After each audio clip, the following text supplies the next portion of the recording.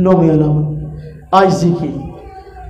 नौवीं अलामत ये है कि अल्लाह रब्बुल इज़्ज़त ने उस बंदे को जो दिया है, जितना दिया है, जो दिया है, जितना दिया है, उसको अल्लाह के रास्ते में खर्च करता रहे और इसको अपना ज़ाती कमाल ना समझे कि ये पैसा तो मैंने अपनी मेहनत से कमाया है, बल्कि सोच ये हो कि अल्लाह रब्बुल इज़्ज़त ने मुझ पर करम फरमाते हुए इनाम किया है।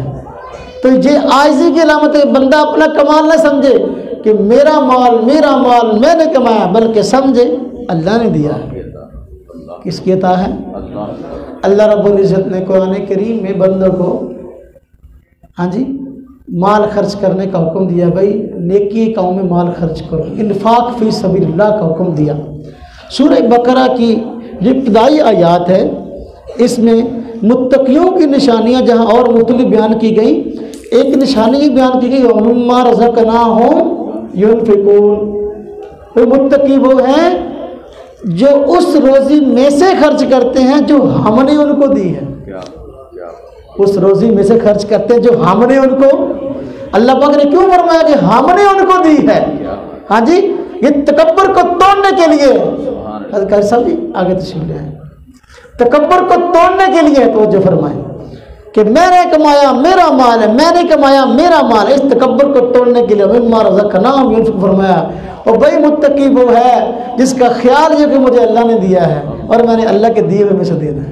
अब तो जो ना मैं एक मसला बताता चलूँ।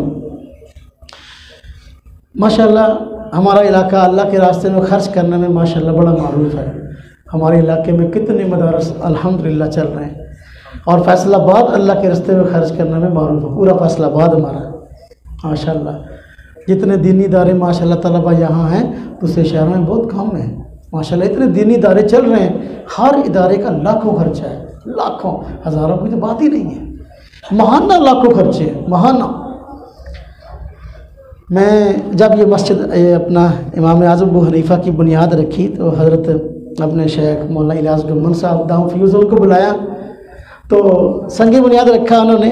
तो मुझे कहने लगे ये किस इलाके में मस्जिद बना ली, ये किस इलाके में, यहाँ तो शोर ही बड़ा, सुकून है ही नहीं, हर तरफ से पावर लूम का शोर है, किस इलाके में मस्जिद बनाई है?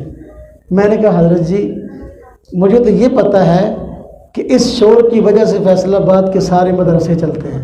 क्या बात, इस शोर की वजह से फैसलाबाद के सारे मदरसे चलते हैं।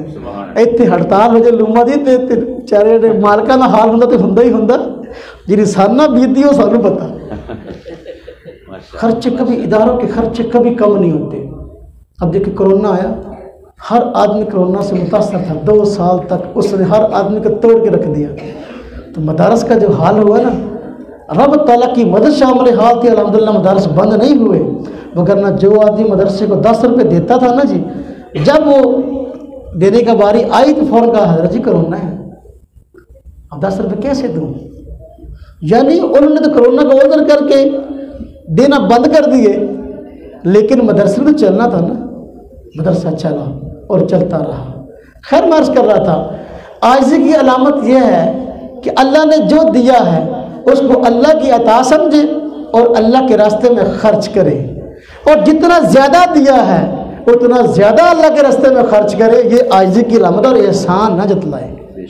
बसा औक़ात अल्लाह पाक किसी खैर के बड़े काम में किसी बड़े सरमायादार आदमी को कबूल फरमा लेते हैं और उसके लाखों रुपए उस नेक काम में खर्च होते। कोई मस्जिद बन रही है, कोई मदरसा बन रहा है, प्योर खैर का काम है, तो उसको चाहिए इस बात पे शुक्र अदा करे कि या अल्लाह आपने मुझे माल दिया, ये आपका एहसान है, और मेरे माल को आपने नेक रास्ते में कबूल कर लिया, ये आपका एहसान पर एहसान है। समझ आई? मदरसे को एहसान न जतलाए। बस औकात बास दोस्त किसी को किसी मजबूरी की बिना पर देते हैं, सदका दे दिया, ज़कात की बहक दे दिए, तो थोड़े से हालात उससे बदलते हैं तो फ़ौरन तना देते हैं। रिश्तेदारों को बेवा है, कोई गरीब है, उसको ज़कात दी और फ़ौरन तना दे दिया, हाँ फलां मौके पर ज़कात के पैसे नहीं दिए थे, फिर सदके के पैसे नहीं दिए थे, हाँ जी बात याद रखना, ये ज़कात और सदक़ात ये हाथ की मैल है, और ये हाथ की मैल है जिसके ज़रिए से 25 लाख तलबा जो हैं मदारस में पढ़ रहे हैं। इस इतने खर्च करने की बुनियाद पर कि इजाफी अखराजात नहीं मांगे जाते, इजाफी नहीं मांगते कि हाँ भाई ये भी दो, ज़कात है तो वो दे दो, सदक़ातुल फ़ितर है वो दे दो, नज़र का पैसा है वो दे दो, हाँ जी, कुर्बानी की खाल है तो दे दो। अब ये सदक़ात वाजिबा जो हैत की मैल है, इसके ज़रिए मदारस चल रहे और हर मदरसे का खर्चा लाखों रुपए में है, तो देकर अल्लाह पाक का शुक्र अदा करना चाहिए। कभी भी जतलाना नहीं चाहिए कि जो है मैं दे रहा हूँ और इतना दे रहा हूँ ना। और मैंने कहा जितना ज़्यादा अल्लाह ने दिया है उतना अपने शान शान और अल्लाह के दिए शान शान उतना देना चाहिए, अपनी हैसियत को सामने रखते हुए। मदरसे में बस औक़ात हमारे यहाँ दोस्त बकरे बेचते हैं, तो बकरा इतने साइज़ का होता है कि शायद मुर्गे में और उसमें गोश्त बराबर हो। हमें कसाई को बनवाना पड़ता है, कसाई को बस उजरत देनी पड़ती है, और जब करवाते हैं 3-4 किलो गोश्त होता है। हाँ जी, अल्लाह पाक ने करोड़ों दिया है, तो फिर सदका देना है तो अपनी शान शान दो, अपनी शान शान दो, फिर आपको ही पता चले कि आपने दिया है और हमें ही पता चले कि वाकई हमारे पास आया। अल्हम्दुलिल्लाह हमारे दोस्त देते हैं, अल्लाह का बड़ा शुक्र है। मैं तवज्जो दिलाना चाहता हूँ इस बात की तरफ कि अपने शान शान देना चाहिए जैसा अल्लाह ने दिया है, और इस पर कभी भी जिसको आपने दिया, जिसकी आपने ज़रूरत पूरी की है, उसको कभी एहसान न जताएं, बल्कि जो है इस पर शुक्र अदा करेंगे, अल्लाह तूने दिया था या अल्लाह हमने खर्च किया है और अल्लाह पाक आपने कबूल कर लिया है। जिस शख्स का पैसा अगर नेक कामों में खर्च होता है तो ये रब तआला के यहाँ उसके और उसके माल के मकबूल होने की अलामत है। जिसका पैसा मालदार है लेकिन नेक कामों में खर्च नहीं होता, बल्कि कंजर खानों पे खर्च होता है, शराबों पे खर्च होता है, हाँ जी, और अदाकारों फनकारों में लुटाया जाता है, जिसका माल यहाँ खर्च होता है, उस शख्स को चाहिए कि अपनी आखिरत की फिक्र करे, वगरना ये नेमत अल्लाह पाक छीन लेते हैं। बाहर के 9वीं अलामत मैंने आप हज़रात की खिदमत में अर्ज़ की, थक तो नहीं गया? हाँ जी, मैं बयान करता हूँ, रट्टा लगा के नहीं करता। मेरा मिजाज है ना, मैं रट्टा लगाता हूँ। मेरी तबीयत और मिजाज ये है कि जब इज्तिमा आ रहा होता है तो मैं अल्हम्दुलिल्लाह इस्तिखारा करता हूँ और 2 रकात नमाज सलातुल हाइद पढ़ता हूँ, और फिर अल्लाह से मांगता हूँ, या अल्लाह जिस मौजू पे या अल्लाह साथियों को बात सुनने में फ़ायदा हो और वो फ़ायदा महसूस करें, घर जाए कि भी आज हमने घंटा बैठे, हमें ये दीन की बात मालूम हुई, अल्लाह वो मौजू मेरे दिल में डाल दे, वो मौजू डाल दे, और उसको सही तरीके से कैसे ताबीरात के साथ पेश करना है, यानी अगर बात मुश्किल भी है तो आसान अल्फाज से कैसे पेश कर सकूँ, या अल्लाह शरह सदर फरमा दे।